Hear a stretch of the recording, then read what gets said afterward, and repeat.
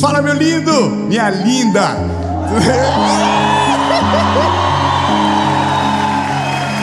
Que isso, hein? Que isso? O povo aqui é muito animado. Nós estamos em Florianópolis e hoje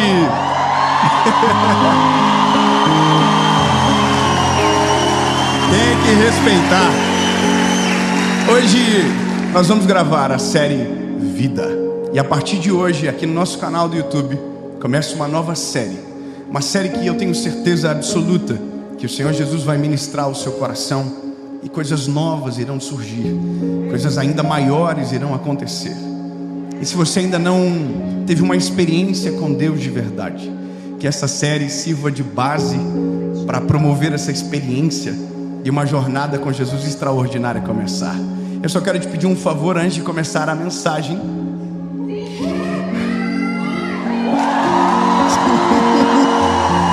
Se inscreve no canal, meu lindo. Já é a 30ª série que você assiste.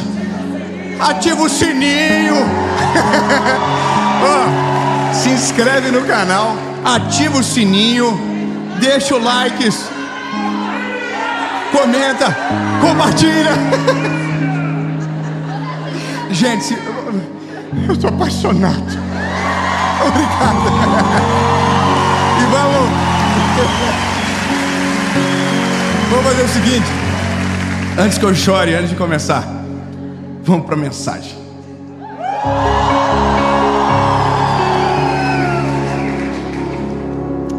Hoje nós temos um assunto que é o tema dessa mensagem. Eu confesso para você que algumas coisas me motivaram a falar de novo sobre um assunto tão recorrente. Eu vou falar sobre ansiedade. E o tema da mensagem é ansiedade persistente.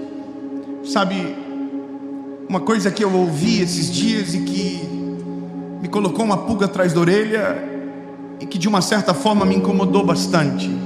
Alguém havia dito que a ansiedade é falta de Deus. A ansiedade é falta de fé.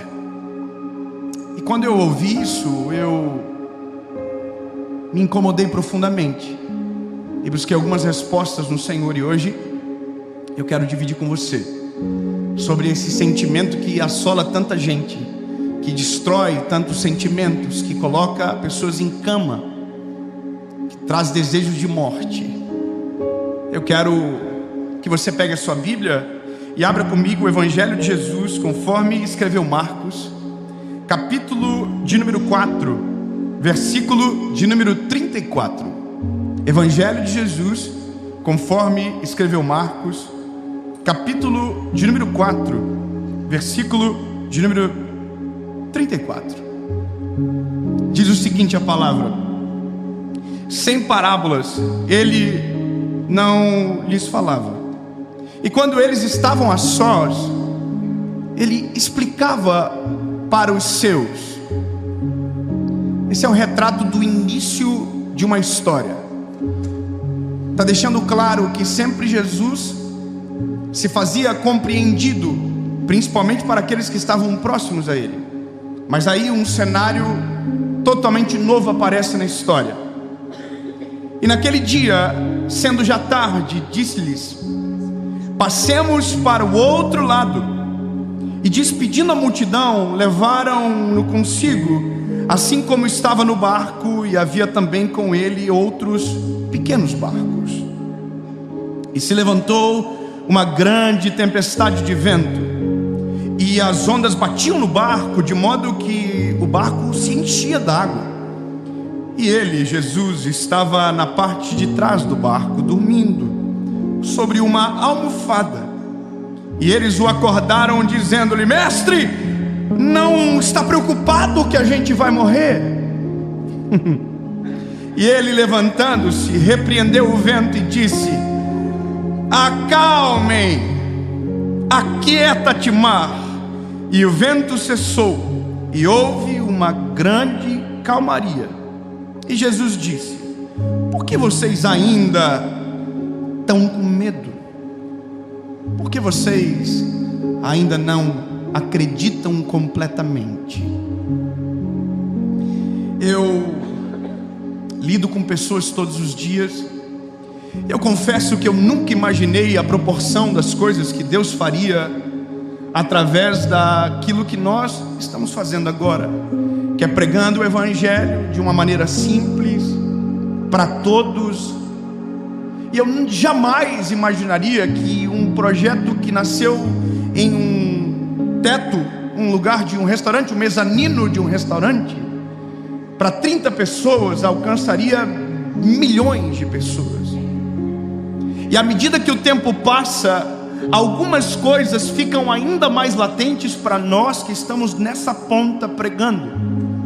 As necessidades ficam ainda mais latentes e a gente consegue olhar pelas reações e pelas perguntas quais são os problemas do nosso tempo, quais são as aflições deste momento da vida da gente.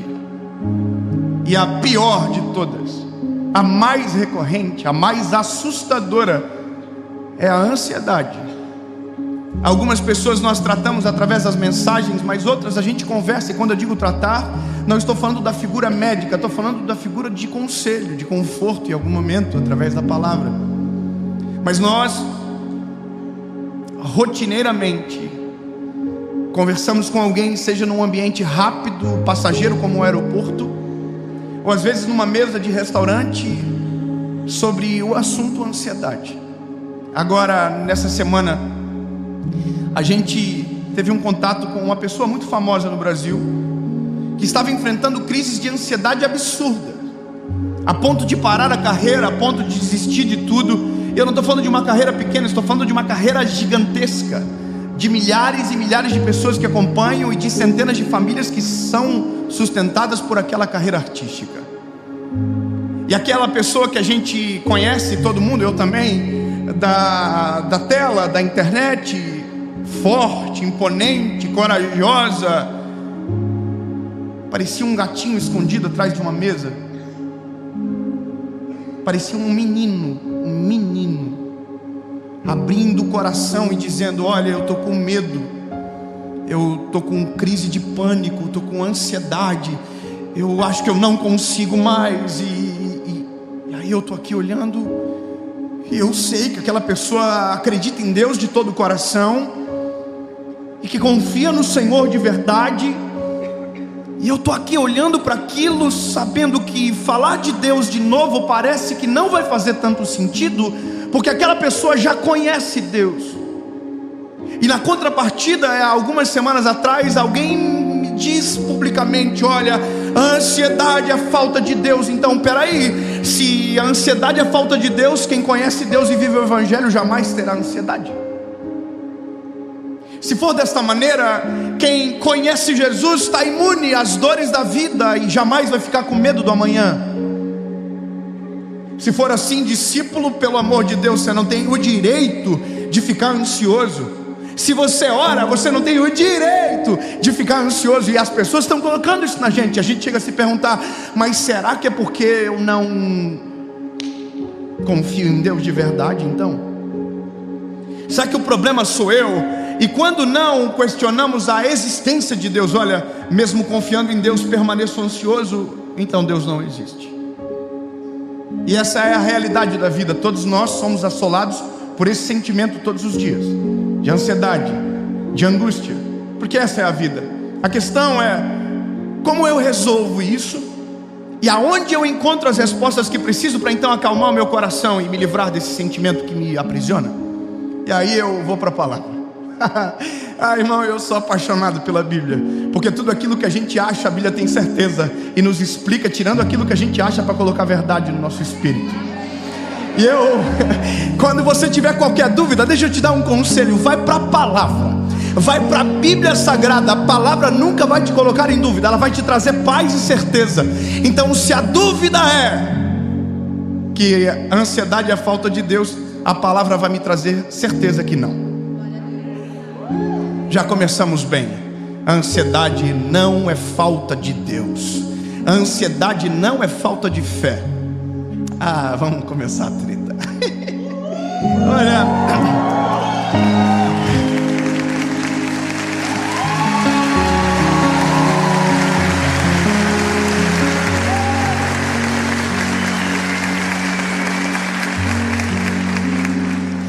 tanta cobrança que colocar mais uma é difícil.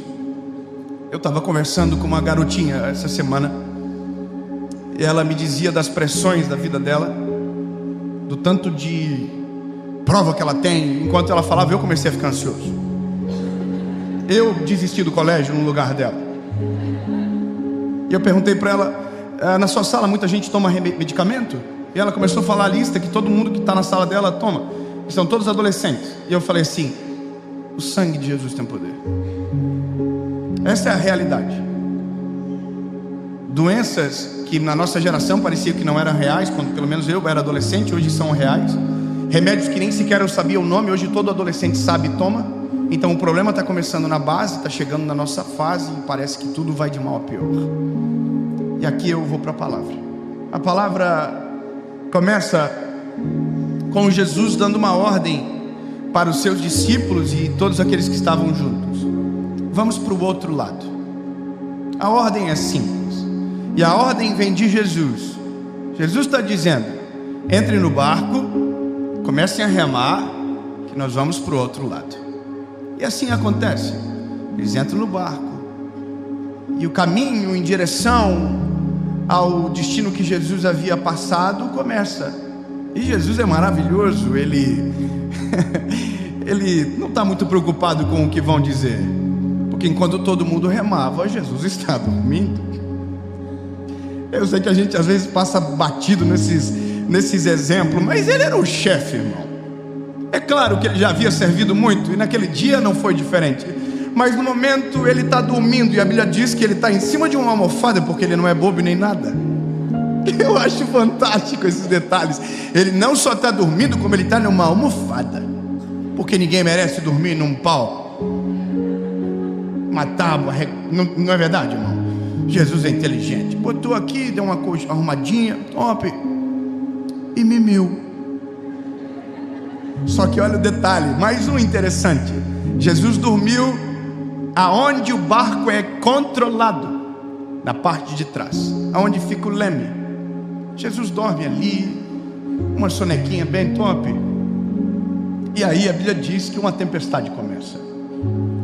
E a tempestade é assustadora. A Bíblia diz que o vento é forte, as ondas batem, e agora o barco começa a encher-se d'água. A pergunta é: e Jesus? Dormindo na almofadinha dele. A tempestade não acordou Jesus. A tempestade não tirou o sono dele. Eu queria ter o sono de Jesus às vezes, para poder dormir uma noite inteira sem acordar com a serena. É um desabafo. Mas, brincadeiras à parte, Jesus segue dormindo, e ele está no barco no meio daquela tempestade. E os discípulos começam a ficar desesperados, pensando que o fato de Jesus dormir significa que ele não está preocupado com a morte iminente deles. Então olha que loucura, Jesus está no barco, e a preocupação dos discípulos é: a gente vai morrer e ele vai seguir dormindo. Eu não sei o que passou na cabeça deles, mas a preocupação deles é: ô Jesus, hello, ei, o senhor não está preocupado que nós vamos morrer, porque nós estamos para morrer, e vai ser daqui a pouco. Nós, se nós não morrer dentro, nós vamos se jogar para morrer fora.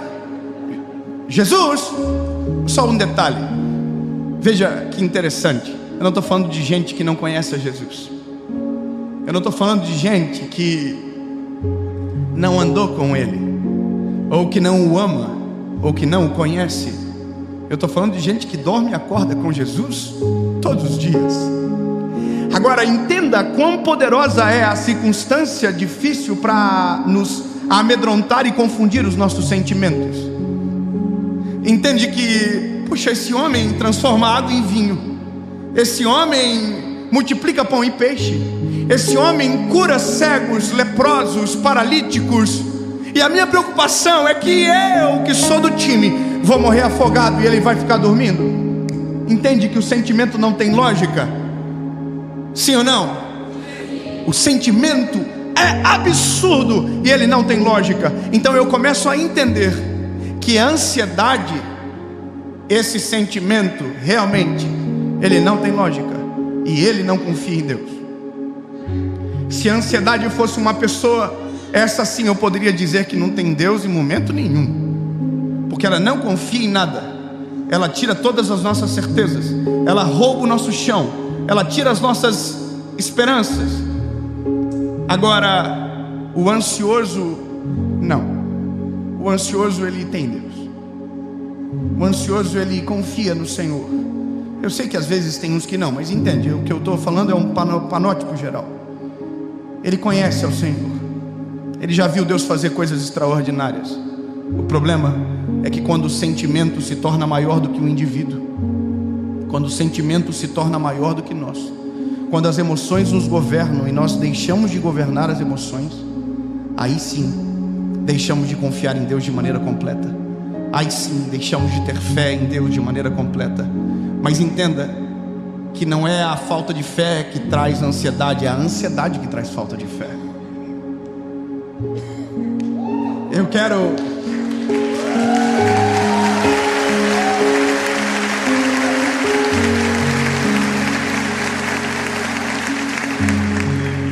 Então agora, a gente entra numa crise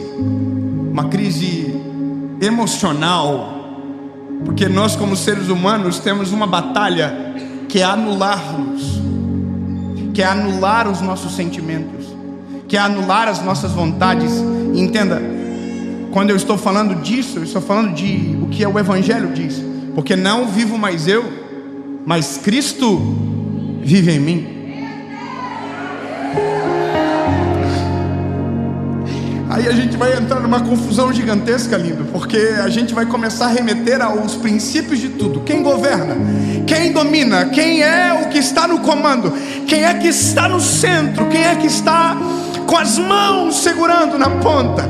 Aí, lindo, eu preciso retomar a nossa conversão, se ela é genuína ou não. Eu preciso retomar se quem governa o meu coração, a minha vida, a minha história é Ele ou não. Eu preciso retomar os primórdios, porque lá no começo, com os meninos ansiosos que estavam no barco, apareceu uma ordem bem clara: entrem no barco e atravessem para o outro lado. Lá no início, é Jesus dizendo: lindos, que entrem no barco e nós vamos para o outro lado. Não, bebê, eu preciso que você entenda isso. Ei, entra no barco, porque nós vamos para o outro lado.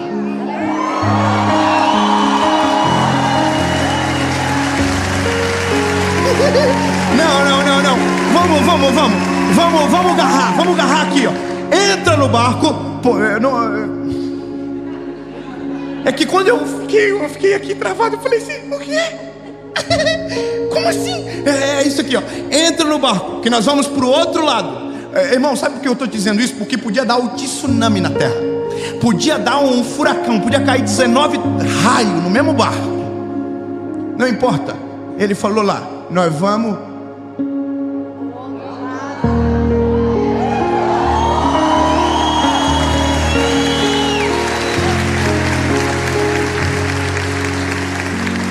Se eu tenho uma palavra,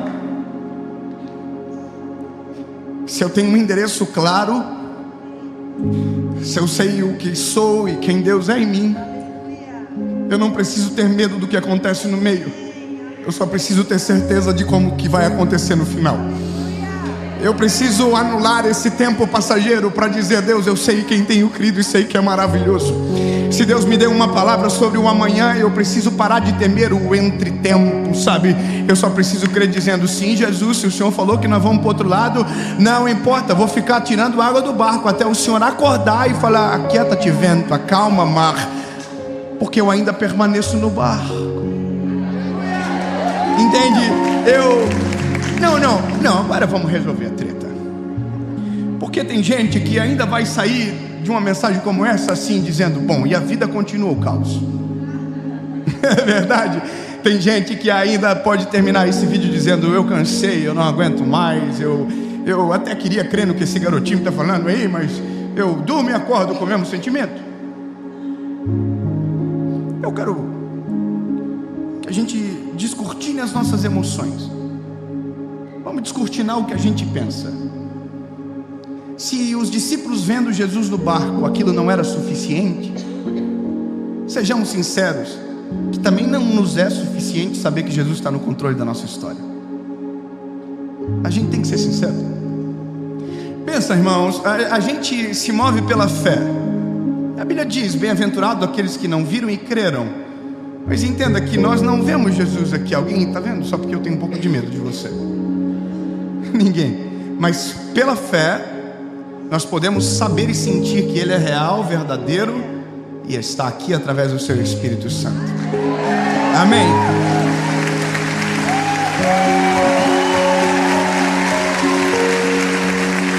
Concordamos? Concordamos? Ah, que bom. Concordamos então.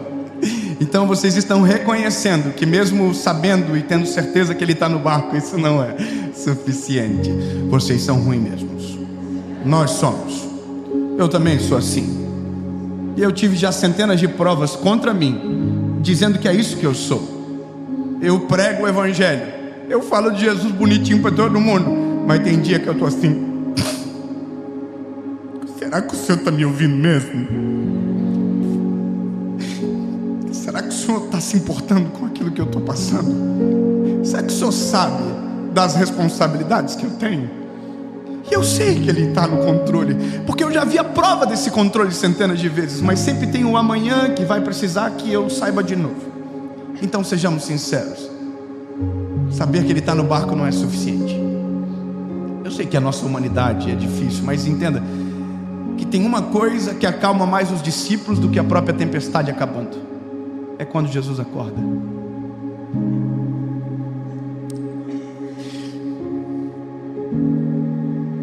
Nós temos uma menininha recém-nascida, e às vezes ela está no carrinho e ela está chorando, e a gente não está na frente dos olhos dela, mas a gente está falando: filha, a gente está aqui. Aconteceu isso até hoje. Filha, o papai está aqui. O papai está aqui. E ela não parava de chorar, até que eu saí e de uma voz me transformei em uma cena, uma imagem. Ela olhou para mim e abriu um sorriso e parou de chorar. Com Jesus é a mesma coisa. A gente tem que aprender a orar, lindo, e a pedir de maneira correta. Jesus, eu sei que o Senhor está, mas eu preciso urgentemente te ver. Jesus, eu sei que o Senhor é real, mas me dá um sinal das tuas mãos.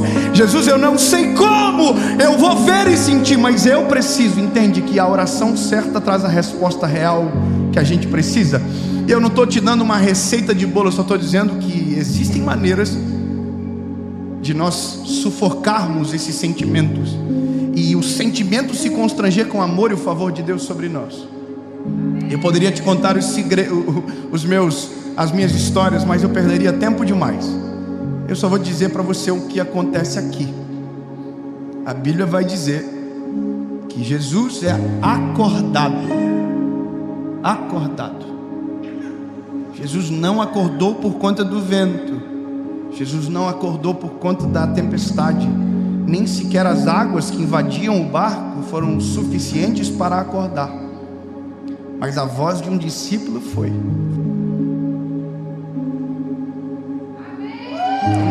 Não.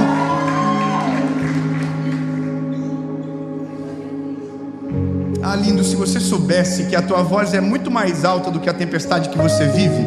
Se você entendesse que para o Senhor é muito mais comovente a tua voz do que a tua dor. Entende? É muito mais importante o que você diz do que o que você sente. Como assim, David? Eu só estou te dizendo que você tem que orar mais, lindo. Você tem que dobrar mais os teus joelhos. Você tem que falar mais para o Senhor o que você sente. Para de esconder no teu espírito a dor. Para de esconder como se não tivesse nada acontecendo. Não, grita, Senhor, é o seguinte, eu até acredito que o Senhor está no controle, mas pelo amor, aparece, faz alguma coisa.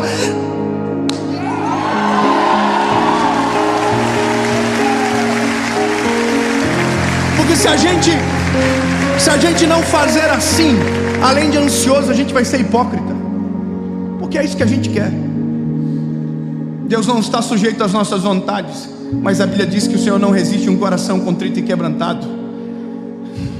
Então, lindo, eu imagino a coragem dos discípulos, porque eles estão com medo, mas não querem acordar, porque não sabia que você não vai acordar de mau humor. Acorda, mas daí nós vamos morrer. Aí um perguntou para o outro: acorda o homem ou não acorda o homem? E aí, irmão, o que nós faz? Acorda ou não acorda? Acorda ou não acorda? Acorda ou não acorda, irmão? Acorda ou não acorda? Então toma coragem você, irmão. Acorda você, acorda o mestre, começa a gritar. Não tenta esconder e fingir que está tudo bem do jeitinho que está. Não. Acorda, coloca para fora, diz, rasga o coração. Diz para o Senhor Jesus: eu estou ansioso mesmo. Eu sou ansioso mesmo. Eu preciso que o Senhor apareça de algum jeito, preciso que o Senhor fale, mostre. Usa um profeta, me dá um sonho. Coloca esse menino para pregar alguma coisa que eu preciso ouvir agora. Mas provoca, entendeu? Provoca, sacode. A Bíblia diz que Jesus acordou. Quem me acordou? Parece que eu vejo tudo assim, ó. Aí a palavra de Jesus é: vocês ainda não aprenderam. Sabe o que Jesus está dizendo? Isso é um processo. Vocês vão andar comigo e vão continuar aprendendo. Não resolve de uma história. Vocês ainda não aprenderam. Acalmem. Olha que legal. Jesus acalmou aqui primeiro, para depois acalmar aqui. Acalmem. Aí ele olhou para o vento: aquieta-te, vento. O que é mais fácil? Aquietar o vento ou acalmar aqui?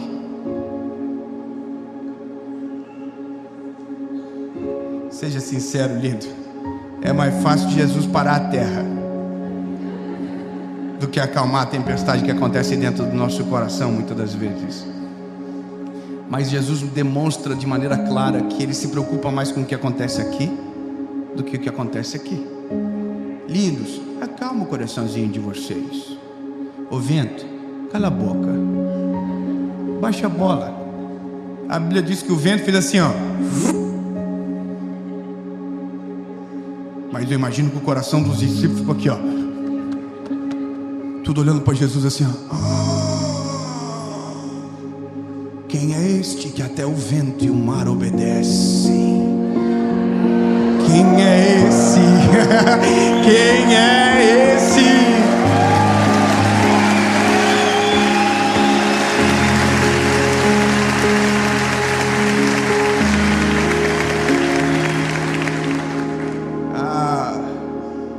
Eu confesso para você que terminei de ler esse texto feliz. Quando li e reli, entendendo nessa perspectiva, eu terminei feliz. Terminei assim dizendo: ufa, Jesus, então segue o jogo. Glória a Deus. Pode acordar, Pedrinho, amanhã tem campeonato. Eu entendi, está tudo dominado. Nossa humanidade vai sendo aplacada a cada dia. Quanto mais nós conhecemos a Jesus, menos medo nós temos. Quanto mais nós oramos, mais experiências com Jesus nós nutrimos dentro do nosso coração. Não acontece de um dia para a noite, isso acontece no caminho. Acontece caminhando com Jesus.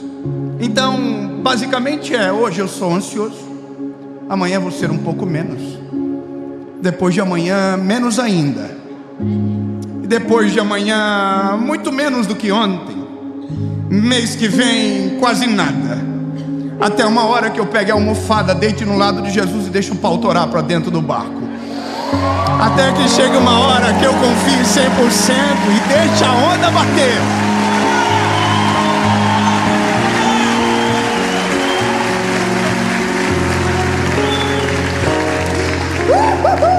Vai chegar uma hora, bebê, que vai dar uma confusão. Você vai falar assim: me dá uma almofada. Que se o mestre está de almofada, eu também quero uma almofada. Dá uma almofadinha, papai. Aí você deita no ladinho do papai. Fala: Jesus, não deixa ninguém acordar nós, não. Porque se o Senhor falou que vai nós chegar no outro lado, nós vamos chegar no outro lado. Não importa o tamanho da onda, não importa a intensidade da tempestade, O que importa é saber que o Senhor que está, faz, e se acontecer aqui dentro um desespero, o Senhor acorda. Mas entendo que quanto mais caminho, menos preciso te acordar. Meu lindo, se você está ansioso, fique tranquilo, isso é normal. Não é falta de Deus, não é falta de Jesus, não. Fica tranquilo, isso é coisa da gente, faz parte. Mas deixa eu te falar um negócio. Quanto mais você conhecer a Jesus, quanto mais, você experimentar da graça, do amor e do cuidado de Jesus, mais segurança você vai ter, mais certeza você vai ter. E a certeza, ela vai aplacando o medo. E aí sim, quanto menos medo, menos ansiedade. Quanto mais segurança no Deus que você serve, menos ansiedade. E aí você vai viver menos ansiedade hoje, bem menos amanhã. E lembre-se, até uma hora que você consiga descansar aonde Ele descansa, e andar aonde Ele anda, agir aonde Ele age, e saber que Ele não só está no controle, Ele faz.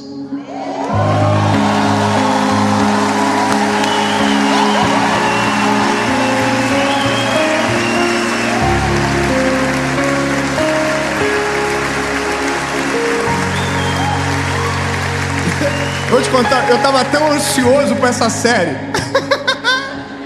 Eu não tinha visto isso aqui pronto. Eu não vi pronto o background, eu não vi. Tá bonito, né, André? É legal. E é isso. Mas já fui mais ansioso.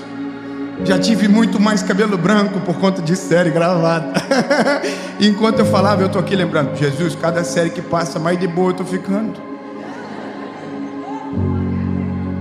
Menos amanhã, menos depois de amanhã. Jesus, nós oramos, Senhor, para que esses sentimentos a cada dia sejam aplacados no nosso espírito, para que a cada dia nós possamos te conhecer melhor, te conhecer mais, amar o Senhor mais, sabendo que algumas coisas são naturais, algumas podem ser tiradas de vez. Mas Jesus, o segredo é o Senhor. E nós queremos, Jesus, que aonde tiver um coração ansioso e aflito agora, o Senhor acorde no meio da tempestade. Aonde estiver alguém agora, Senhor Jesus, passando por dias de angústia, que o Senhor acorde no meio dessa tempestade, que o Senhor mova o vento, que o Senhor acalme o mar e a tempestade, que o Senhor apareça de alguma forma, porque na verdade, Jesus, nós sabemos que o Senhor está, mas a gente quer ver. A gente é assim, Jesus, eu sei, mas a partir do momento que o Senhor vai aparecendo mais, a gente vai ficando mais de boa, até o momento que a gente vai deitar no teu lado e vir curtir a viagem. Em nome de Jesus, amém.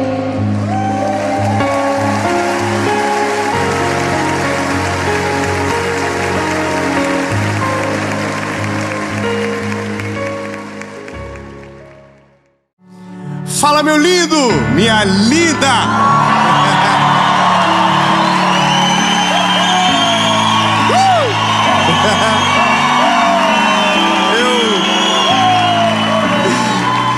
Eu confesso que essa animação de vocês, ela nos anima também. E eu espero que quem esteja em casa se sinta tão amado, acolhido, como eu estou me sentindo aqui junto com vocês. Que essa palavra ministre ao seu coração, que seja força para decisões, e que Deus te encoraje a viver uma nova estação a partir daquilo que você vai ouvir. Eu só quero te pedir um favor antes de ir para o vídeo.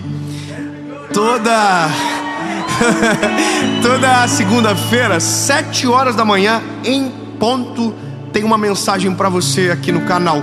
Então, se você ainda não é inscrito, se inscreve, ativa o sininho, curte, compartilha.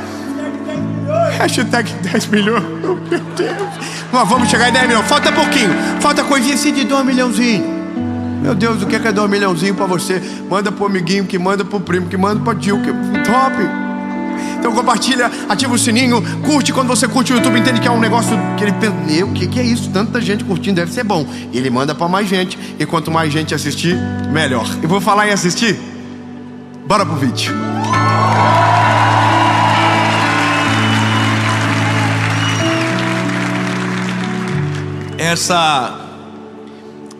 Essa palavra, ela é uma das cicatrizes que a gente carrega. Sabe, eu quero contar algo para você aqui. Pega a sua Bíblia, abra comigo Esdras, capítulo de número 10, versículo de número 4. Esdras, capítulo de número 10, versículo de número 4, diz o seguinte: levanta-te, pois porque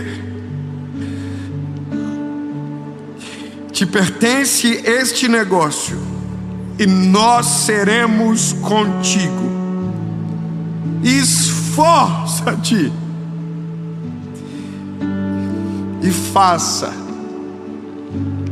Sabe quando eu ouvi a primeira vez esse texto? Essas são as histórias de cicatrizes da nossa vida. O dia que eu ouvi esse texto não foi numa pregação, foi numa resposta de Deus para um momento crucial da minha vida. Se você acompanha um pouquinho a gente, você já deve ter ouvido algumas histórias assim soltas, do apartamento que dá kitnet, do apartamentinho que a gente morou, das pedras que eu coloquei. Ai, irmão, eu sou muito fofoqueiro. Eu não devia falar tanto, mas eu fofoco. Eu tenho um problema, eu sou fofoqueiro. Tem coisas que a gente vive com Deus que é impossível não contar. Então deixa eu só fazer um refresh para chegar no dia que eu ouvi essa palavra. Eu tinha 19 anos, casei com a minha esposa, minha primeira namorada, que conheci com 16. Se você conhece a minha esposa, você sabe quem ela é, quão linda ela é, quão abençoado eu sou. Alguém me disse esses dias, fiquei um pouco ofendido. Ele disse: olha, você deve ter orado muito, a tua esposa pouco. E essa risadinha aí não é bem-vinda. Tudo bem, tudo certo. Pelo menos eu orei muito e Deus me deu a minha esposa. Quando a gente então casou, eu tinha alguns sonhos, e todo mundo é muito parecido no que eu vou falar. Eu tinha um sonho de ter a minha casa. Eu queria abrir, irmão do Glória a Deus, vamos comigo, Deus será contigo, minha linda, fica junto. Preciso de mais uns 10 irmãos do Glória a Deus para nós ficar animados nessa aqui. Então, esse era o meu sonho. Então eu fui aos pouquinhos, porque tudo que é muito rápido perde a graça. Então eu fui aos pouquinhos, eu fui para a kitnet. Da kitnet eu fui para o apartamentinho que ficou pronto. E quando eu estava no apartamentinho prontinho, bonitinho, top, maravilhoso, que é isso? Oh meu Deus, que top. Nesse apartamentinho, um dia eu sentia que era hora de dar um passo a mais. E aí encontrei um terreno para vender. E o terreno eu consegui trocar de permuta no meu apartamento. Só que daí tinha um problema. Eu só tinha um terreno.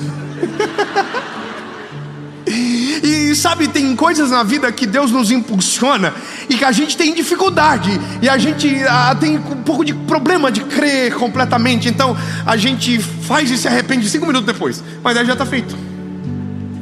Então eu troquei no terreno, e aí o apartamento tinha um prazo para eu sair do apartamento. Então agora eu entrei em contagem regressiva para entrar em depressão, porque agora eu tinha que construir uma casa. Só que deixa eu te falar, lindo, eu não sabia nem por onde começar. Eu nunca tinha construído uma casa. Aí fui pro Google.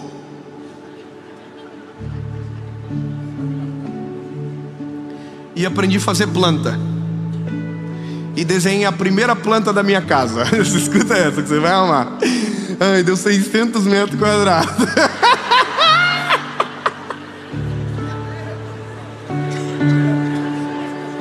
Porque no desenho era tão barato, irmão.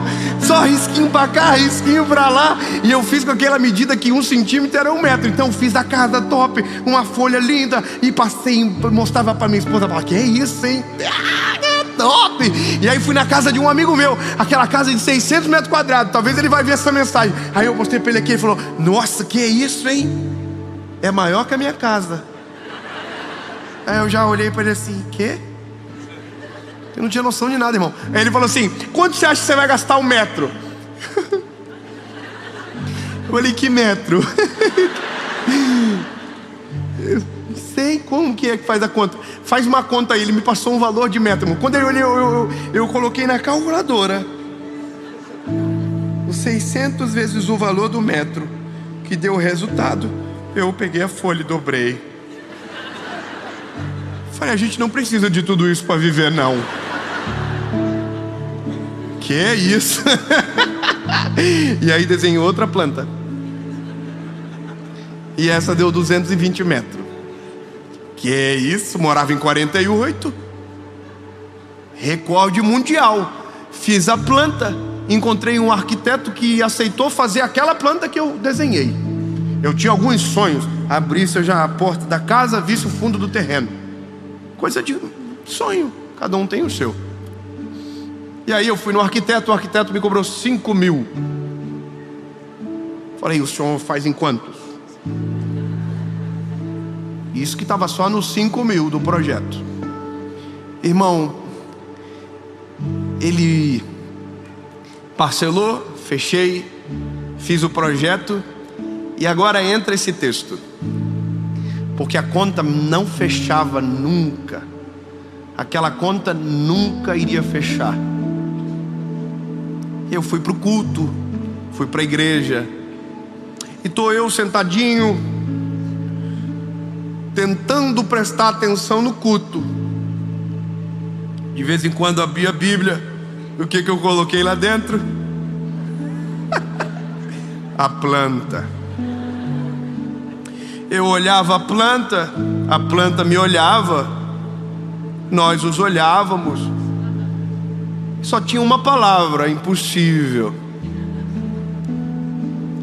E eu estava muito triste, muito desanimado, sabe? Na verdade, naquele dia eu estava com um sentimento no meu coração que eu havia cometido um erro muito grande, que aquilo que eu havia planejado nunca ia ficar pronto, nunca ia dar certo.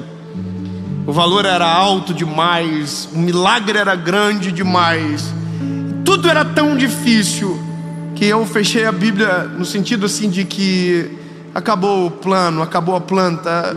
Deixa, eu prefiro perder 5 mil do que passar vergonha com essa casa que nunca vai ficar pronta. Fechei a Bíblia e um irmão veio por trás de mim, colocou as mãos no meu ombro e falou: Dave, eu não sei o porquê,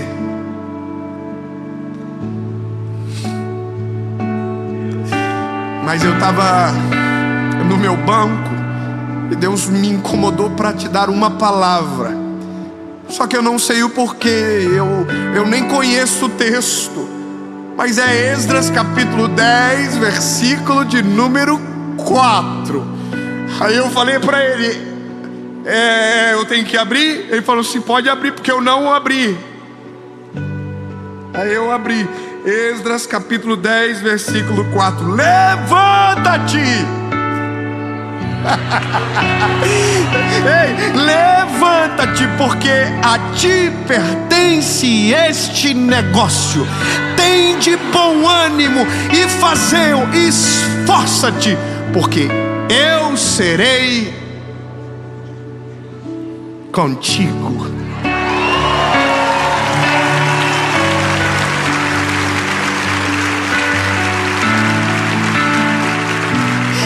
Esse dia eu aprendi uma palavra, fé, e descobri que fé se pronuncia de uma maneira diferente. Você vai amar. Eu estava ansioso por essa mensagem. Lindo. Fé se pronuncia R-I-S-C-H.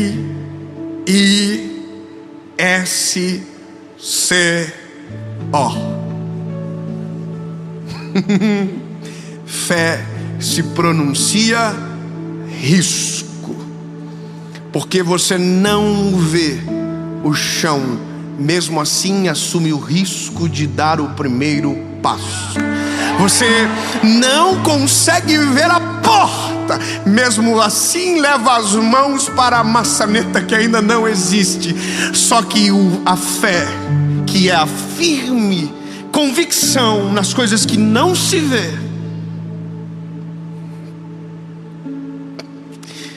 só descobre o resultado dela quem assume o risco. Só que eu quero que você entenda, lindo, assumir o risco é assumir de verdade. Naquele dia, eu saí do culto e falei para minha esposa: eu acredito na palavra, nós vamos construir a casa. A casa vai ficar pronta antes do que a gente imagina. Irmão, tem alguém que tem algum sonho travado aqui? Tem alguém que está esperando algo da parte de Deus? Eu quero que você levante a mão. Eu quero que você levante a mão assim, bem alto, aonde você estiver. Então eu quero que você saiba, entenda, a sua declaração de fé e a sua postura de coragem de assumir o risco, em nome de Jesus, fará você viver um grande milagre. Agora, escute a história, porque a história vai piorar. Eu, então, agora tinha a certeza que a casa ia ficar pronta, só a conta que não sabia de nada. Minha conta estava top, só o aluguelzinho daria conta. Mas eu tinha um carro. Ah, essas histórias são maravilhosas. Eu tinha um carro que era o carro do meu sonho, irmão. Eu comprei antes de pensar da casa. Eu comprei o carro top. Até contei ontem para os irmãos que estavam aqui. E esse carro capotou. Do nada. Ele resolveu que deveria partir dessa para melhor. Um homem bêbado bateu na gente na rodovia.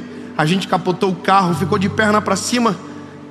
Saímos do carro, eu e minha esposa, mas não antes de outro carro virem bater na gente.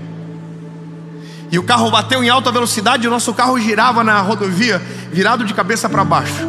Então eu consegui sair do carro desesperado, tirei a minha esposa, coloquei no guarda-reio e me lembrei do meu óculos e do meu telefone que estava dentro do carro. Eu voltei para dentro do carro e eu vi a minha esposa gritando: meu marido está lá dentro! E um carro em alta velocidade desviou da ambulância que estava marcando o lugar e bateu no carro que eu estava de joelho dentro. Ai, mas não ia só acontecer a casa? Não, lindo.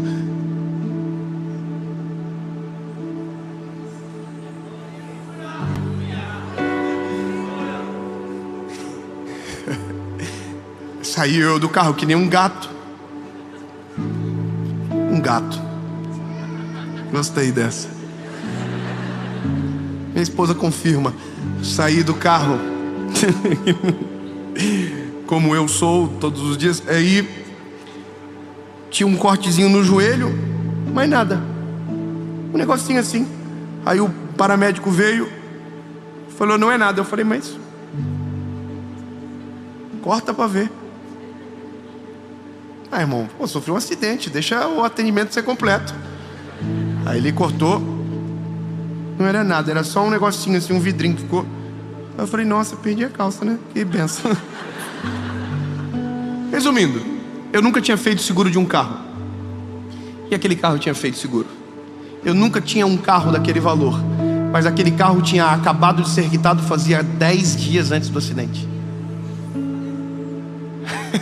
E eu nunca vi o carro como parte da casa. Deus olhou e falou assim: vou te dar vou te dar a casa, mas vou usar o carro de entrada. Ai, se Deus me perguntasse, eu ia dizer: deixa quieto, vamos dar uma seguradinha.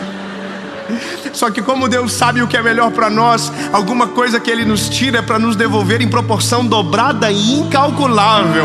A fé me faz entender que abrir mão de algo por aquilo que Deus tem é acertar em cheio para viver de maneira plena e completa aquilo que Ele deseja para mim e para você. Só tem um problema: essas oportunidades batem na nossa porta todos os dias. Todos os dias tem um milagre para você viver, lindo. Todos os dias Deus manda alguma coisa grande, alguma oportunidade para você, e você não vive por uma coisa, você não assume o risco. Deus já deu quantas ordens de comando para você viver coisas extraordinárias, milagres extraordinários, e você diz: não vou. Perdeu. Eu tinha uma palavra, a casa, eu tomei posse e não me arrependi, porque eu fiz um propósito com o Senhor. E quando tudo ficou pronto, a vizinha da casa de trás procurou a minha mãe. Ela disse para minha mãe: olha, eu vi essa casa do início ao fim ficando pronta. E ela disse que ela via, e eu sei porque era eu que estava lá, ela via eu de mãos erguidas dentro de um monte de tijolo e cimento, com as mãos levantadas, dizendo: Jesus, vai ficar pronto, Senhor. O Senhor vai enviar condição e vai ficar pronto. Eu não vou passar vergonha, eu não vou ser envergonhado. E aí a casa foi ficando pronta. Quando o primeiro quarto ficou pronto, a minha oração mudou. Não era mais para a casa ficar pronta, era dizer: Jesus, agora eu quero um filho para colocar nesse quarto. Jesus, eu quero um filho. E a casa tem 3 quartos, só tem eu, Jesus, e a Paula. Se eu brigar, tem outro quarto, dorme em 2. E o terceiro, deixa para o Senhor encher. Quando a casa estava quase ficando pronta, eu me lembro de subir no último andar, lá onde estava a caixa d'água, e falar para o pedreiro: o quarto vai ser usado, porque o João está chegando.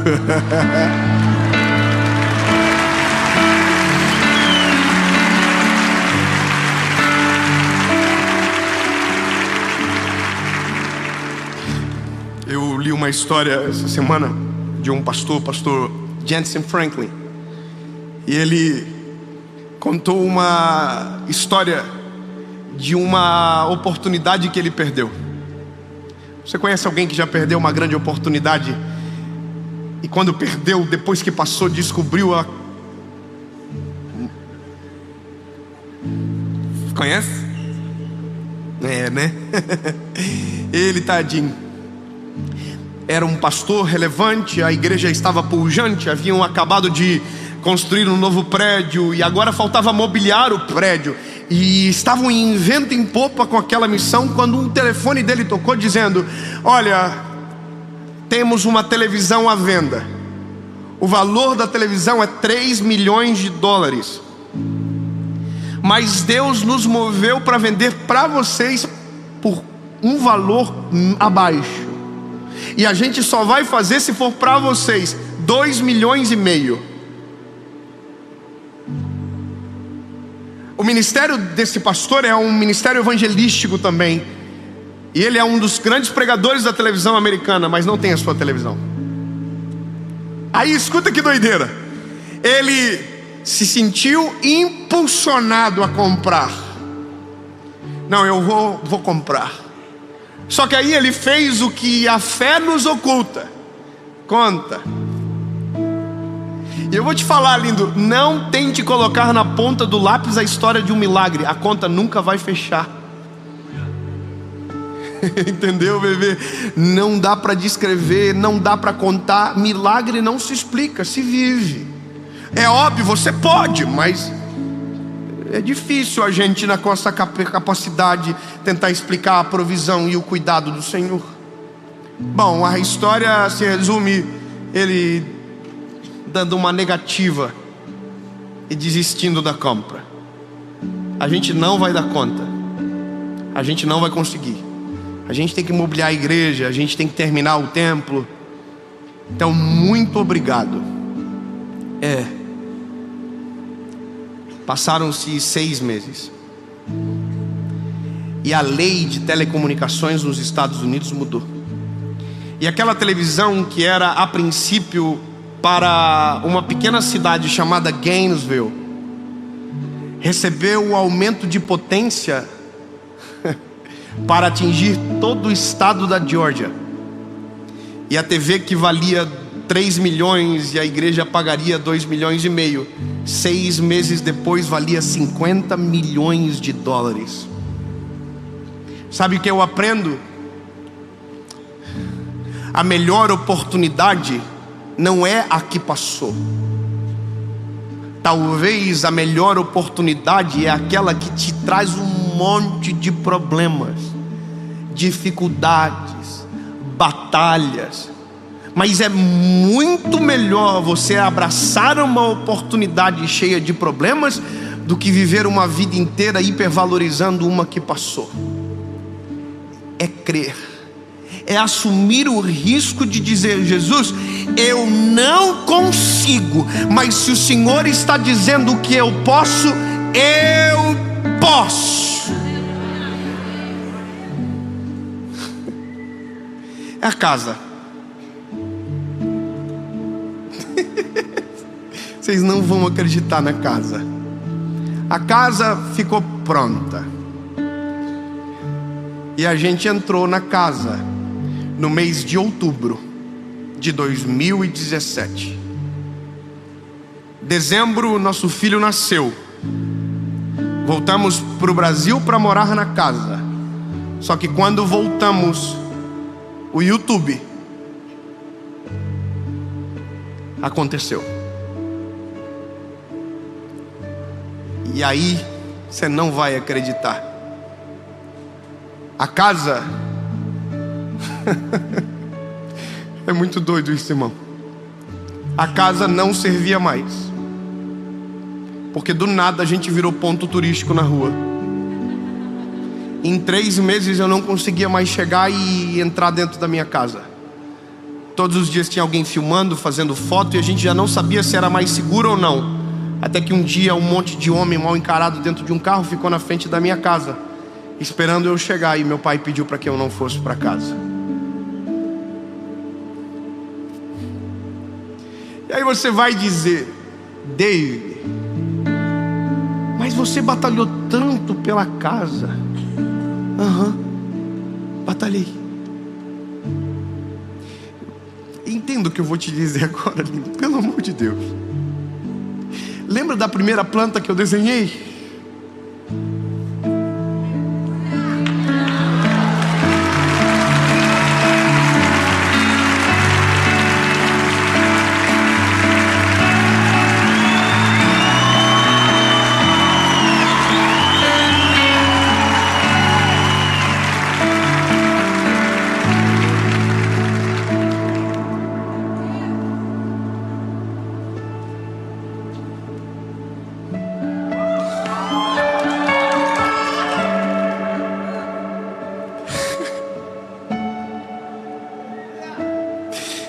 Testemunho tem que ser contado na frente do espelho, para que você não se esqueça que nenhuma promessa derramada pelo Senhor cai por terra, senão antes Ele a cumpra.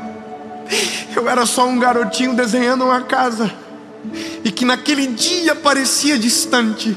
Imagino o olhar de graça do Senhor para mim, fazendo o desenho daquela planta, tentando recalcular de acordo com a minha realidade, e Deus dizendo: lindo, esquece a tua realidade, olha para a minha. Esquece o teu tamanho, olha para o meu. Esquece a tua dificuldade, olha para a solução. Lindo, eu não sei qual é o milagre que você precisa, eu não sei qual é o sonho que você carrega e que talvez muito distante parece. Eu quero que você entenda que se o que você sonha antes foi sonhado no coração do Senhor, se prepare. Se prepare. Se prepare. Feche os olhos e se lance no meio do colo daquele que é poderoso para cumprir tudo aquilo que te prometeu. Nunca se esqueça, um dia um milagre era chamado de impossível. Um dia uma cura era chamado de doença. Um dia chamaram uma casa de planta. Você está entendendo? Quando Deus coloca a mão, você só precisa entender. uma palavra que não pode ser esquecida com jamais. Se Ele estiver com você, vai dar certo. Eu quero que você diga para o irmão que está do teu lado. Se você está no Uber, fala para o Uber. Se você estiver no ônibus, levanta, procura um irmão conectado. Mas eu só quero que você não esqueça: vai acontecer. Como assim, Dave? Deixa eu ser o irmão que coloca a mão nos teus ombros no meio do culto. Levanta-te, pois a ti pertence este negócio. Tem de bom ânimo e fazei-o, porque nós seremos contigo. Essa palavra não é minha, é a palavra de Deus. Esdras capítulo 10, versículo de número 4. Quando você esquecer, lembre-se: se Ele entrar com você, tem de bom ânimo, esforça-te, porque é impossível não acontecer. Em nome de Jesus. Amém.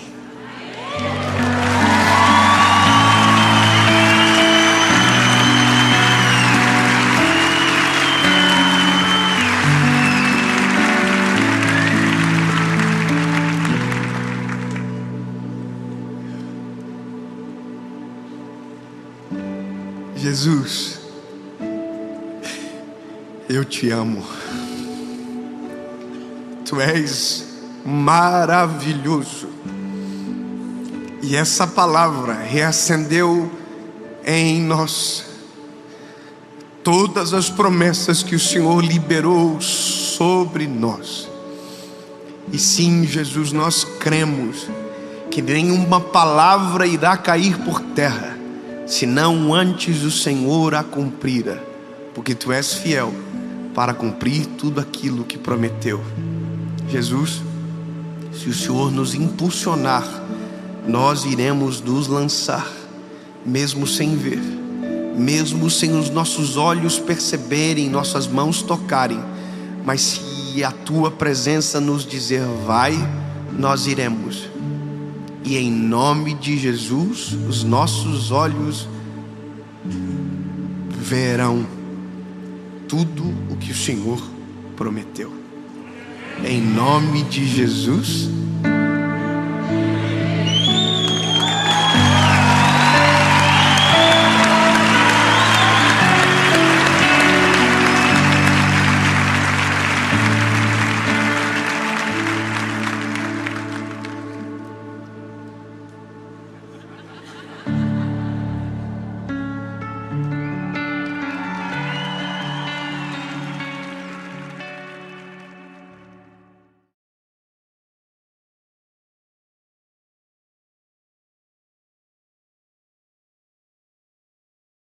Fala, meu lindo!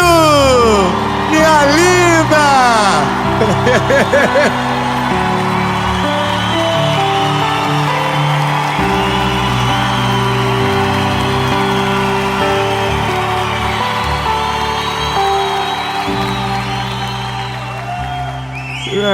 Tô ficando mal acostumado já. Meu lindo, eu tenho uma palavra de Jesus pro seu coração. E talvez você não sabe ainda, mas essa palavra, ela vai garantir o futuro da sua casa, vai garantir o futuro do seu casamento, vai garantir o futuro dos seus filhos. Uau! Se você entender aquilo que o Senhor tem para você, sua casa vai virar um bunker. E a porta vai ficar mais fechada do que aberta. Mas antes, eu preciso te pedir um negócio muito importante para fazer com que esse vídeo vá muito mais longe.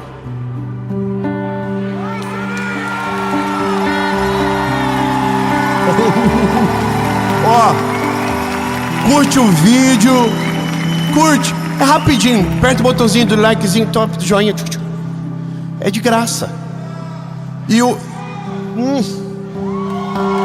Irmão, eu vou agora pra você. Quando você curte o YouTube e fala, o vídeo é bom, hein? Que é isso, vou mandar pra mais. E a mensagem vai mais longe. E não é sobre a gente, é sobre o Evangelho alcançar ainda mais lugares, ir ainda mais longe. E só pra você ter noção, nós estamos chegando a 10 milhões de inscritos. Falta pouquinho. Tem uma placa aqui dizendo sobre Israel. Filma a placa, cadê o filmador da placa? Filma a placa tá lá. Aqui. Quando bater 10 milhões nós vamos levar alguém para Israel. Como? Não sei. Mas vamos. Mas nós vamos levar. Tá aqui? Quem vai para Israel tá aqui? Meu Deus, gente, vai ser uns 30 aviões para levar. Mas se inscreve, ativa o sininho. Toda segunda-feira, 7 horas da manhã, tem uma palavra de Jesus para você aqui. Por falar em palavra, vamos para a mensagem.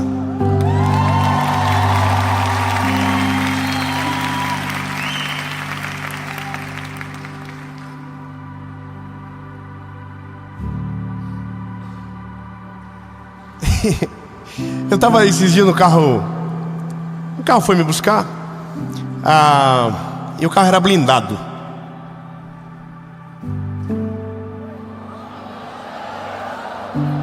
Ai, olha que coisa, vejam só. Um garotinho de Joinville. Muita gente querendo pegar esse menino. E aí protegeram ele. Agora, coisa interessante. Eu fiquei pensando, se o carro capotar, como que eu saio desse carro se ele é blindado? Entendeu? Aí eu comecei, eu sou curioso. E aí tinha um adesivo. E eu descobri que a maioria dos carros blindados tem duas coisas: sirene e alto-falante. A sirene se vir um doidinho, você não precisa fazer nada, só ativa a sirene que ele vai embora. É o que a gente acredita. E o alto-falante é para você falar com quem está fora do carro sem abrir a janela. Porque se você abre a janela, não é mais blindado. Amém? Então veja, a blindagem serve para que o que está fora não acesse aquilo que está dentro. Porque o que está dentro é muito importante. E por isso a blindagem, essa é a ideia. Só que eu quero te contar um negócio. A Bíblia, ela é um manual de sabedoria, de direção, que você só fica perdido se quer. Porque se você procurar, tudo está aqui. Eu vou te ler um texto que eu nunca preguei na minha vida. Mas desses dias, enquanto eu falava com Jesus e fazia meu devocional, eu parei aqui, e eu parei aqui, eu falei, oh my God. É maravilhoso. A Bíblia diz em Isaías 39, naquele tempo, os nomes vão ser difíceis, tá? Merodach Baladã, filho de Baladã. Você quer gravar o nome deles? Não precisa. É só para você saber. É a galera da Babilônia. Era o filho do rei da Babilônia. Bom, vamos lá. Então, a Bíblia diz, naquele tempo, Merodach Baladã, filho de Baladã, rei da Babilônia, enviou cartas e um presente a Ezequias, porque ele tinha ouvido que havia estado enfermo e agora estava se recuperando. E Ezequias ficou feliz por causa deles e mostrou-lhes a casa de suas coisas preciosas: a prata, o ouro, as especiarias, o unguento precioso e toda a casa das suas armas. Tudo que havia em seus tesouros, não houve nada em sua casa, nem em todos os seus domínios, que Ezequias não houvesse mostrado a eles. Então veio Isaías, o profeta, e perguntou: o que disseram esses homens para você? De onde eles vieram? Então disse nosso amigo Ezequias: eles vieram me trazer presentes. Eu vou resumir para você. Isaías diz: e o que eles viram? E Ezequias diz: eles viram tudo. E agora uma palavra muito dura recai sobre a vida de Ezequias. Toda a sua casa será roubada, todos os tronos serão levados para a Babilônia, todos os tesouros, toda a prata, todo o ouro, e até os teus filhos serão escravos desse povo. E exatamente o que o Senhor falou aconteceu.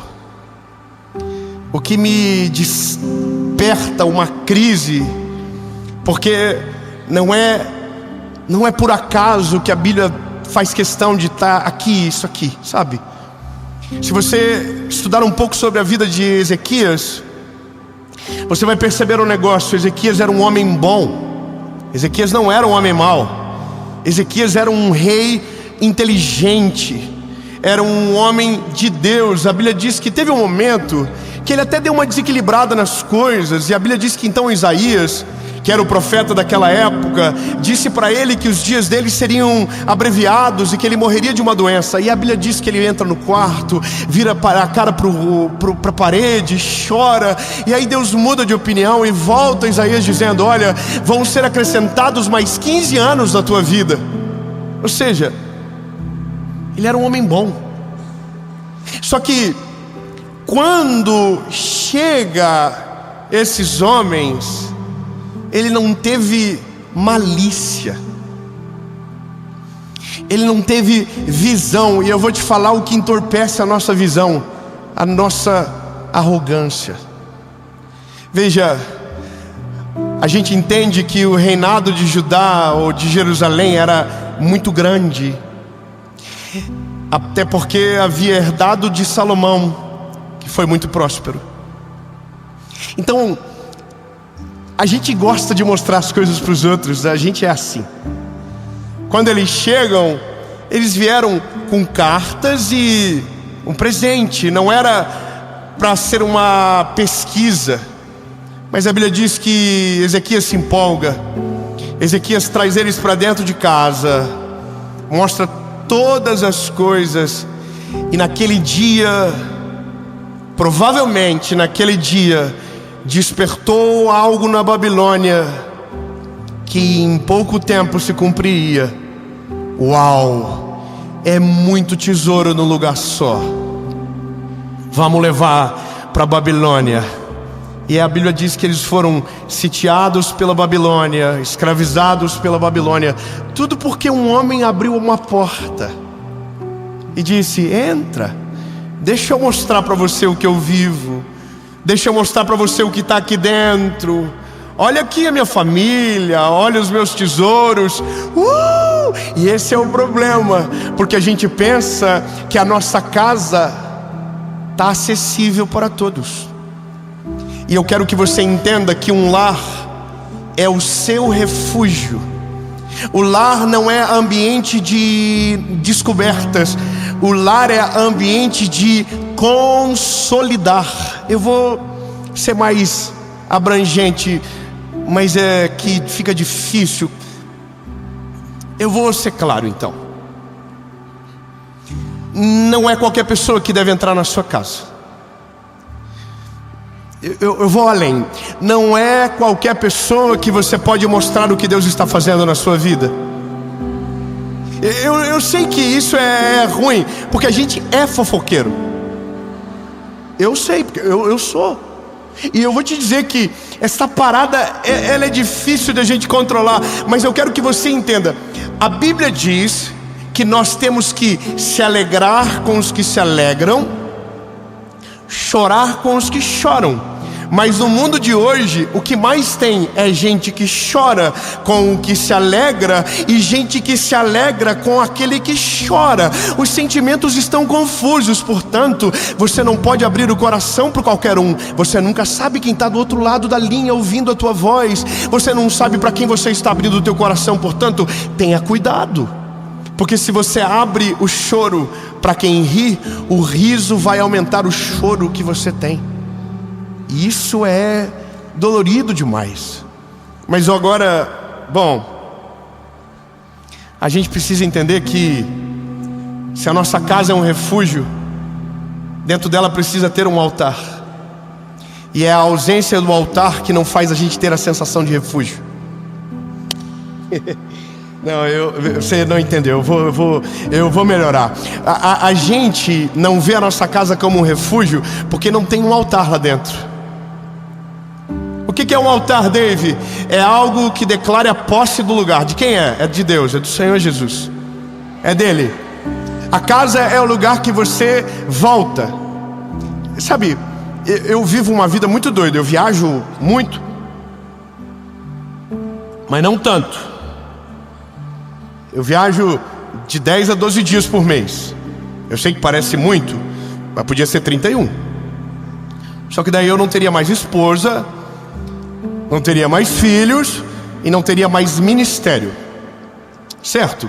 Então eu vou te dizer o que eu faço. Eu vou, entrego tudo que eu tenho, rasgo meu coração, dou o meu máximo, mas volto para um lugar para me abastecer. Veja, então quando eu volto para esse lugar, é o lugar que eu chamo de refúgio. É o lugar de paz.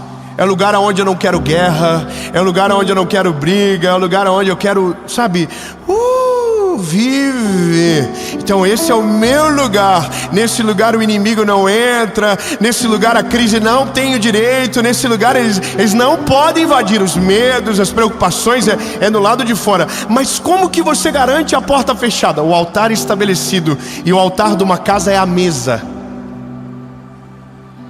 A mesa de uma casa é o termômetro das emoções daquele lugar. Se todo mundo está à mesa, a casa está em dia. Se a mesa está espalhada, há uma crise dentro do lar. E você só resolve o que está fora quando o que está dentro está em dia. E esse é o maior problema. Nós queremos resolver o problema do mundo, mas a nossa casa está uma grande de uma bagunça. Lindo. Se você quer entender a vida de maneira clara e objetiva, é simples. Cuide da casa, deixa Deus cuidar do resto. Cuide do que está dentro, deixa Deus batalhar com o que está lá fora. Sabe, cuida daqui de dentro. A questão é que isso é desafiador. Sabe por quê? Porque a gente não tem filtro. Qualquer um entra na nossa casa. E eu sei que vai ficar difícil o que eu vou falar agora, mas casa não é lugar de network.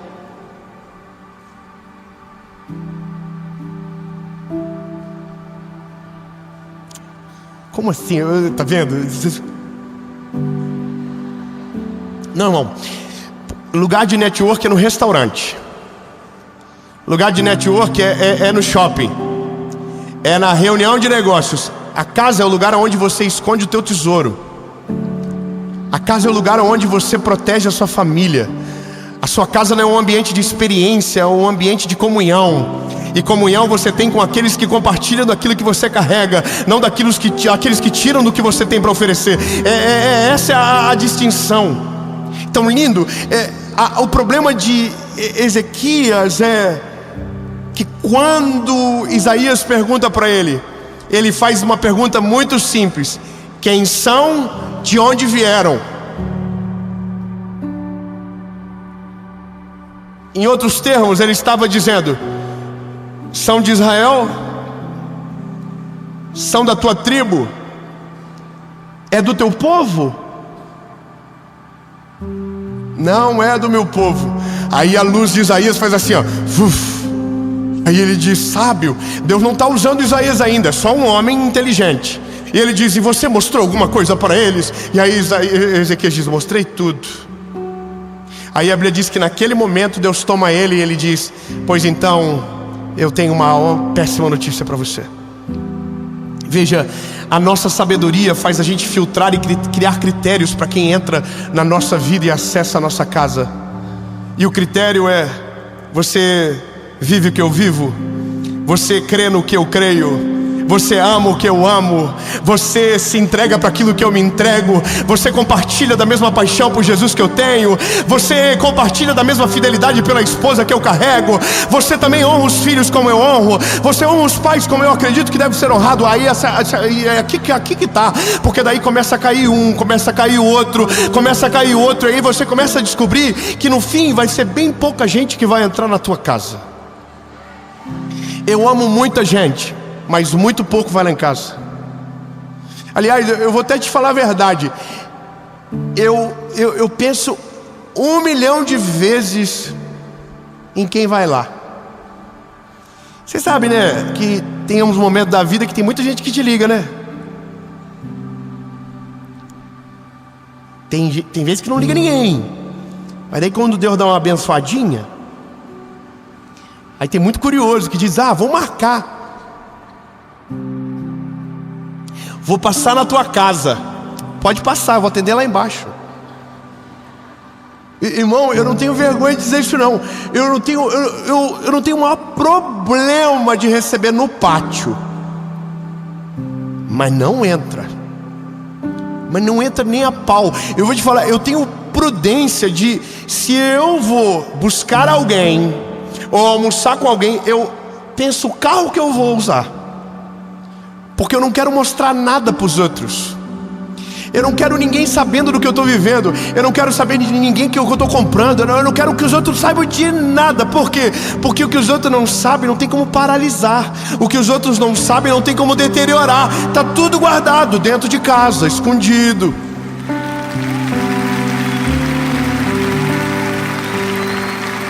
Sabe, tem coisas que Deus vai te dar que você vai ter que, para todo mundo. Mas tem coisas que o Senhor vai fazer por você, que você vai ter que trancar a porta, falar para tua família: fala para ninguém não, tá? Isso aqui Deus deu pra gente. Não é todo mundo que vai entender, não é todo mundo que vai celebrar, não é todo mundo que vai ficar feliz com você. Então esconde. Por isso que a casa tem que ser blindada. É por isso. Agora, começa assim: estabelece um altar e depois blinda a casa. A sua casa tem que ser um lugar que você deseja estar. Sabe, eu amo voltar para casa porque eu tenho paz quando eu entro lá dentro. E não tem a ver com espaço, tem a ver com o altar que está lá dentro. Sabe qual é a minha maior alegria? Dormir em casa. Eu amo dormir em casa, amo. Eu posso estar no melhor hotel do mundo, mas voltar para casa é uma parada, que delícia. E eu vou te dizer, não é nem pelo sono, é pelo que acontece antes de dormir lá em casa. Sabe, há um altar estabelecido. Eu quero inspirar você a isso. Deixa eu contagiar você. Há um altar estabelecido. Sabe o que é maravilhoso? Nós vamos dormir e antes nós passamos nos quartos das crianças, nós oramos, nós profetizamos sobre a vida deles. Eu acho maravilhoso. Eu gosto de ouvir o Noah dizer: eu sou maravilhoso, inteligente, lindo, escolhido, amado. Eu digo para ele: você declara mesmo, filho. E aí um diz, o outro fala. E aí, bom, porque é um altar preparado para o Senhor. A casa não é minha, a casa é dele. A casa é dele, você está entendendo? É ele que governa as coisas, é ele que domina. Vou te dizer, tem gente que não consegue trabalhar lá porque não fica. Tem gente que está há muito tempo, é porque Deus ele vai tirando, vai indo embora, porque tem um altar estabelecido e o altar repele o inimigo. Não, eu quero que você viva. O altar na sua casa repele o inimigo. Ele passa lá fora, ele diz: não consigo, aqui não dá. Você está entendendo? Agora, estabelece o altar, estabelece a mesa. Sabe, crie hábitos saudáveis com a sua casa, com a sua família. Quem aqui é casado? Levante a mão. Ora junto com essa mulher que Deus te deu, meu filho. Sabe, irmão, é coisa maravilhosa. Ora junto, dobra o joelhinho junto. Fala: Senhor, aqui estou eu, essa maravilhosa. Só me deu, Jesus, aqui, ó. Pá. Agradece, deixa ela ouvir você agradecer a Deus pela vida dela, sabe? Deixa ela ouvir você declarar o seu amor para ela, mas falando para Deus. Irmão, não tem mulher que fique viva depois disso, irmão. Mulher já fala assim: que homem, que macho alfa, que espécime em extinção. Ei, faz isso, sabe? Ô, maravilhosa, você que só reclama.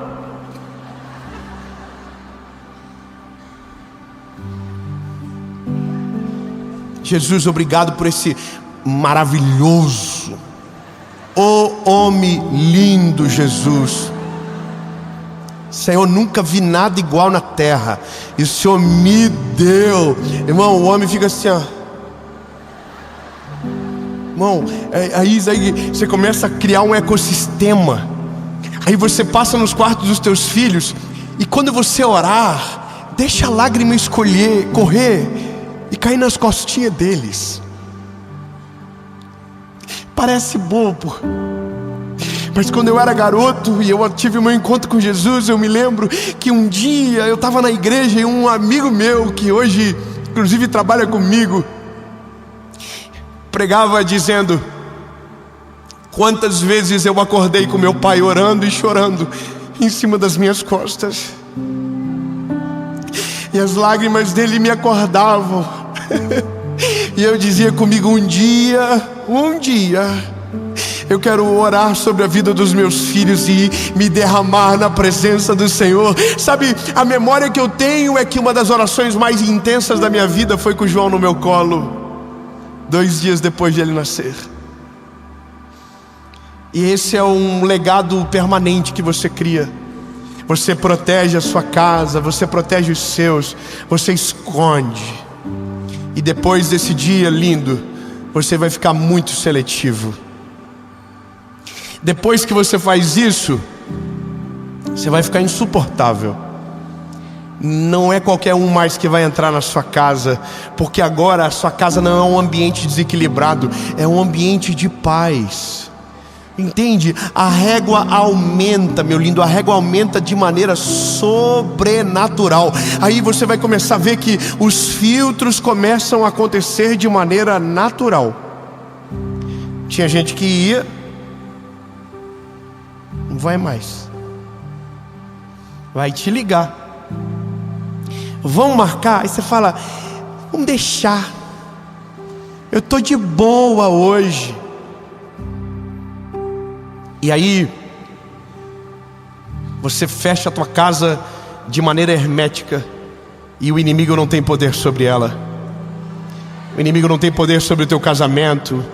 Sabe quantos casamentos que acabam por conta de péssimos conselheiros que entram nas casas? Quantos filhos que são educados de maneira severa por conta de quem entrou dentro da casa? Já parou para pensar que tem muita família que podia estar de pé, mas um belo dia abriu a porta para o inimigo e o casamento acabou?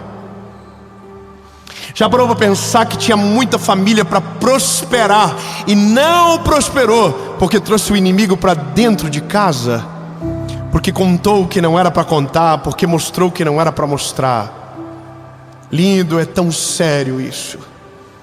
Eu falo isso com muito temor. Jesus, a minha casa está guardada e escondida. E aí, lindo, eu vou te dizer o critério para entrar na minha casa.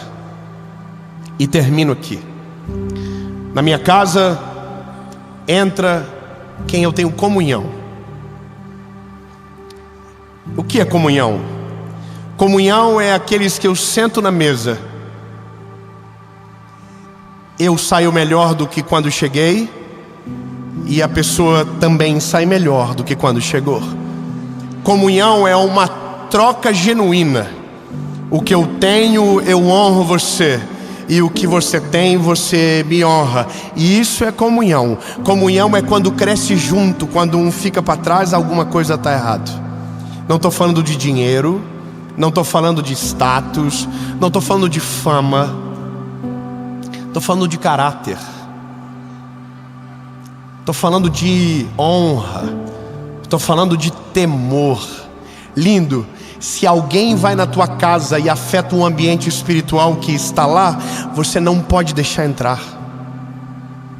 Meu Deus, se você entender isso, você vai começar já a abrir os olhos muito mais. E entenda, o espírito que a pessoa carrega entra junto com ela. O espírito de inveja, o espírito de mágoa, o espírito ressentido, ele entra junto. E aí quando você vê, ele planta uma mudinha no canto da tua casa. E quando você vê, cresce. E de repente está grande demais. Estabeleça um filtro para os teus relacionamentos. Estabeleça um filtro para quem entra na tua casa. Jesus, só quero que entre na minha casa aqueles que o Senhor quer, aqueles que o Senhor tem, sabe, Jesus, aqueles que o Senhor sabe que não vão afetar aquilo que o Senhor tem para mim, que vão me ajudar a construir o caminho, que vão me ajudar a chegar mais perto de Ti. E é só isso a mensagem. Não é sobre o que acontece depois, é como você protege. A grande maioria das guerras se vence de maneira sábia quando não se precisa lutar.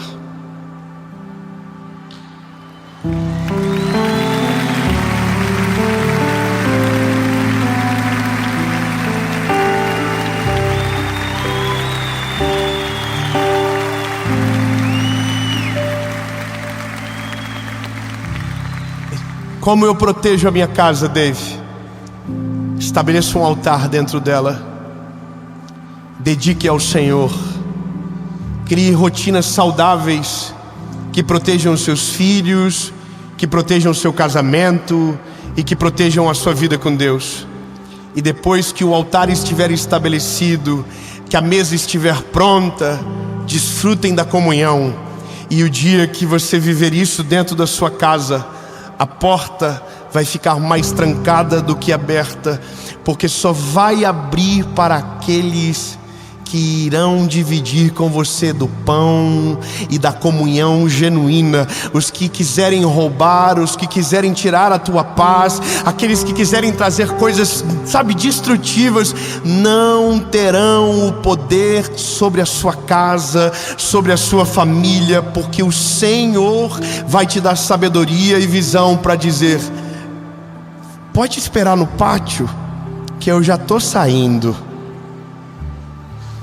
Aí a pessoa vai dizer: mas é que eu queria entrar. Aí você vai dizer: não, dá para falar aqui fora. E eu quero que você entenda, isso daqui tem o poder para fazer o teu casamento ser totalmente transformado. Essa verdade tem o poder de fazer com que os seus filhos nunca se desviem do caminho do Senhor. Uma verdade como essa tem como proteger o teu futuro de maneira sobrenatural. Porque, lindo, é uma coisa que para mim é muito clara. Uma casa guardada pelo Senhor é um farol no meio de uma tempestade. Sabe, o mar bate, as ondas são fortes, mas a casa não é abalada. Pelo contrário, ela serve de luz e caminho para os navios perdidos no meio da tempestade. Lindo, eu quero declarar no nome de Jesus que a tua casa, que a tua família será um farol na escuridão, que vai iluminar para alcançar as embarcações perdidas. E a sua família e o exemplo da sua história servirão de caminho para aqueles que estão perdidos. E no nome de Jesus, a sua casa vai prevalecer.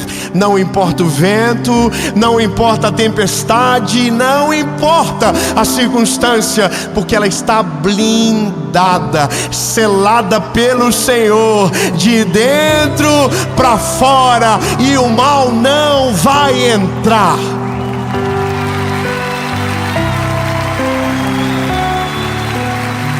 Jesus, essa é a palavra.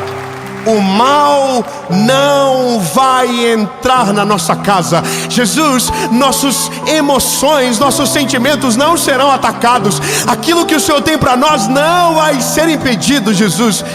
Não será a nossa culpa. As portas estão trancadas, as janelas estão fechadas, Jesus. E quem manda na nossa casa é o Senhor. O Senhor é o Deus de todas as coisas. O Senhor é o dono. E aquilo que o Senhor tem para nós vai ficar guardado aqui dentro. E o que o Senhor tem para fora, nós vamos gritar bem alto para que o mundo possa ouvir. Em nome de Jesus.